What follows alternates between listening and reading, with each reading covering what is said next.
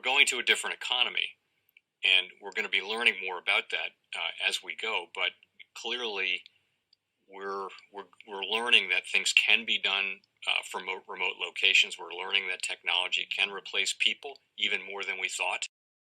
We're not going back to the same economy. We're recovering, but to a different economy, and it'll be one that is more leveraged to technology. And I worry that that is going to make it even more difficult than it was for many workers.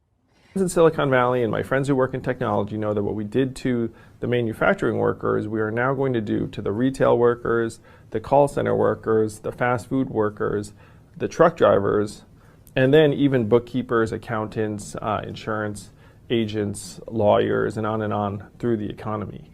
So what happened to the manufacturing workers is a very clear sign. This effort. And China has big plans for this. They intend to seed their digital yuan into the global environment by giving it away to visitors at next winter's Olympics. When they arrive at the airport, they're going to get yuan digital wallets. They're going to receive digital yuan. They're going to use it throughout their visits to Beijing, and then they're going to take it back to their home countries. They see this as a huge advantage. Why? Because who controls the underlying protocols, who controls the underlying standards of the future of money will control the future of money. It's crazy. I mean, things just didn't sound all that right, Kelly, this morning. There was a press release, like you said. It looked like it was official from Walmart. It was published on an official press release distribution website, but there was no commentary from America's biggest retailer or the developers behind cryptocurrency Litecoin. But that fake press release claiming Walmart would start accepting Litecoin as payment for goods and services shot that altcoin sharply higher, as Kelly just pointed out, before, of course, more scrutinizing eyes in the cryptocurrency and social media world threw a lot of cold water on the headlines and set Litecoin prices lower on the session. More than anything, this is just the latest example of how easy it might be to manipulate prices in the cryptocurrency world, and what this fake story might do to catalyze regulators, perhaps even lawmakers, into stronger actions to regulate and punish bad actors overall. And that's what really struck me was, is somebody in Congress going to key in on this and say how many people were hurt and what can be done about it? But don't you just pay a couple $100 to put out the... But aren't people going to go over to jail over this? They impersonated Walmart. They've had everything down to the date. They knew exactly what they were doing to me. This is a crime, isn't it? What country are they in? And are they in non-extradition countries? I mean, this could be somebody in far reaches of the world putting out something like this out there. And cyber these days is tough, right? But just to kind of put things in perspective, I mean, Bitcoin from a market cap perspective is in the $800+ billion range. Litecoin, meanwhile, is closer to $12 billion. Wow. That's how big of a difference it is between those coins in terms of market cap, guys. And much easier to move a smaller market cap. It's the 16th biggest according to CoinMarketCap. Bitcoin is accordingly the first. Briefly, today it was probably about the 5th. Dom, thank you very much. You got it, guys. Appreciate it, Dom Chu. Welcome to the Crypto Teacher. And guys, you know, I come back with that video just to make you think. And we know that we had the Litecoin and Walmart situation. And I advise you was an agenda behind it. And what do we see? That's right on CNBC. Talking about regulation. Isn't this illegal? Guys, we know that our media is owned by 4 corporations. We know this was all a setup for a pump and dump so they could take your money. We know the Fed just can't come out and say, hey, I took your money.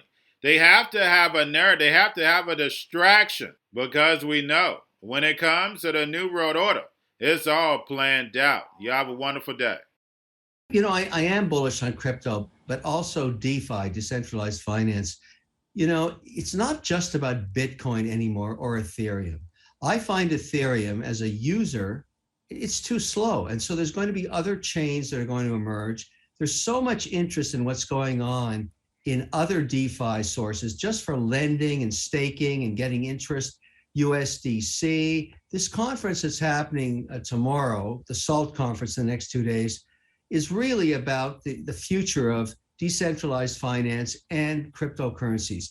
Now, we know that the regulators have pushed back on the Lend product from Coinbase, and that is a slowdown in what's really emerging as a really interesting space where people can take their cryptocurrencies and actually make interest. When the 10-year is making you less than inflation, you start to look to alternatives. And that's why stablecoins are becoming interesting. But my whole point is and this is both pro and con, and I think it's going to be the theme of the SALT conference.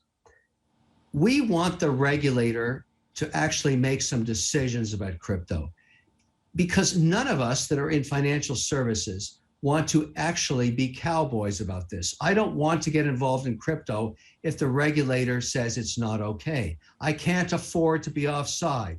I cannot afford to be non-compliant. So I'm estimating, let's just take Bitcoin, the granddaddy of all cryptos.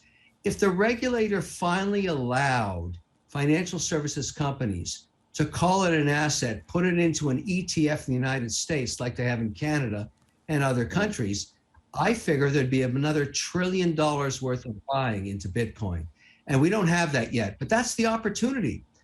I think at the end of the day, over the next couple of years, that will happen. That's why there's so much interest. Right now, I can tell you, both of you, Hadley, there is not a single hotel room available in New York. We are jam-packed. This is like Bitcoin 2021.